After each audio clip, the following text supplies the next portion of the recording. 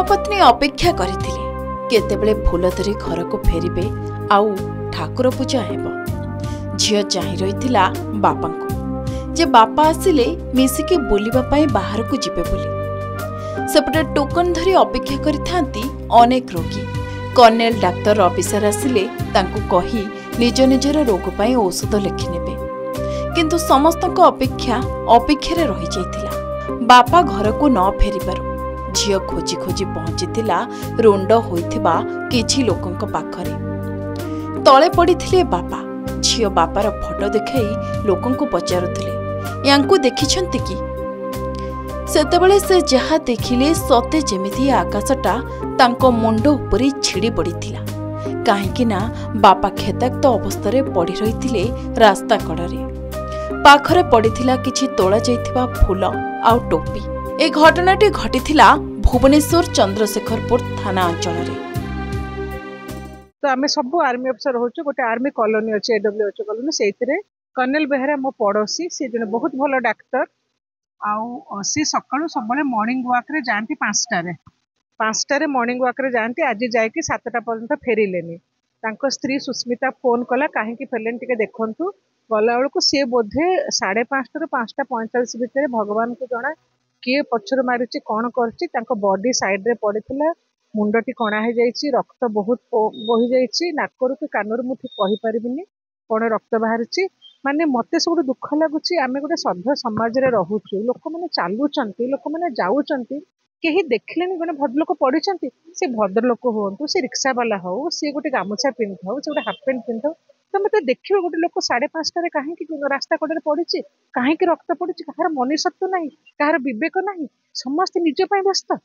तो माने बोधे अधघंटे घंटे 40 मिनट केतले पड़छन। बीएमसी वाला देखिले जो माने कूड़ा उठांती ताकू तो ता पादक मोर जुहार जी बीएमसी रे देखिला, सी आसिक सी एम्बुलेंस को फोन कले। से लोकटी जे फोन करके तांको नेला। तळे पड़िथिबा मृतक जनक थिले colonel doctor Rabindra Behera. Doctor Rabindra हेउछंती अवसरप्राप्त 120 बाटालियन कार्यरत डाक्तर। से चंद्रशेखरपुर थाना अंतर्गत डिफेन्स कॉलोनी रे रुहंती। सबुदिन भली सकाळु सकाळु बाहरी जाइथिले अनेक बाट चलिबे, किछि फूल तोलिबे बोली। किंतु कोन जे तांको सह घटिला, किए दुर्घटना घटाइला ना दुर्बृत्तक आक्रमणर शिकार हेले, ताहा तो स्पष्ट होई नथिबा बेले डाक्टर रवि सेठारे केमिति खेताक्त होई पड़ी रहिथिले ताहार रहस्य समस्तको आश्चर्य करिछि। तेबे सही रास्ता दे अनेक लोक जाउथबा बेले काहारी नजर को केमिति कर्नेल डाक्टर रवि आसी नथिले ना लोके देखिकी अणदेखा करिथिले। जे डाक्तर सीमारे रही चिकित्सा करी समस्तक जीवन बचाउथिले, सही व्यक्ति घटना दिन रास्ता कड़े असहाय अवस्था पड़ी रही मृत्यु सह संग्राम करथिले। शेषरे तांको प्राणवायु उड़ी जाइथिला, किंतु केही भी मेडिकल नेबा को आगे आसी नथिले। अथच मानविकता देखाइथिले बीएमसी रे कार्यरत जणे कर्मचारी। रास्ता कड़े पड़ी रहितबा कर्नेल को देखि 108 एम्बुलेंस डाकी मेडिकल नैथिले। आमे हठात 8टा 8:30 भितर सुनिले से मॉर्निंग वॉक करिया जाइथिले आउ चालुथिले।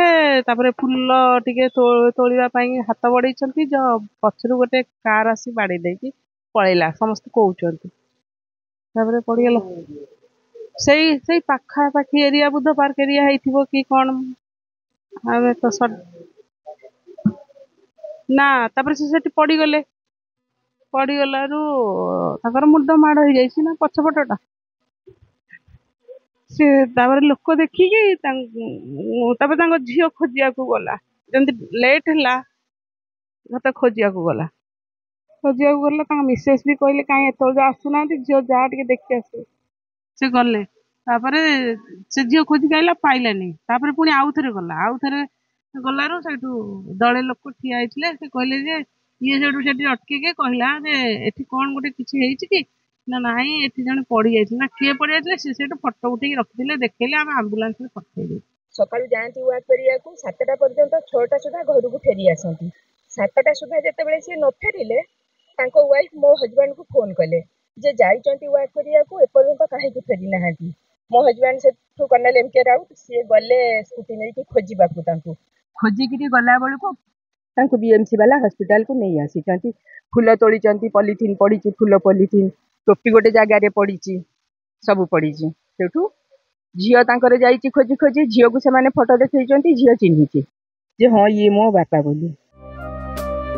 सतरे एमिति भी दुर्घटना ना शुणिले छाती छनका पशि जाउछि काहेकि ना लोक माने पोको माछि भली जेमिति मरुछंती देखिले हृदय थरी उठुछि।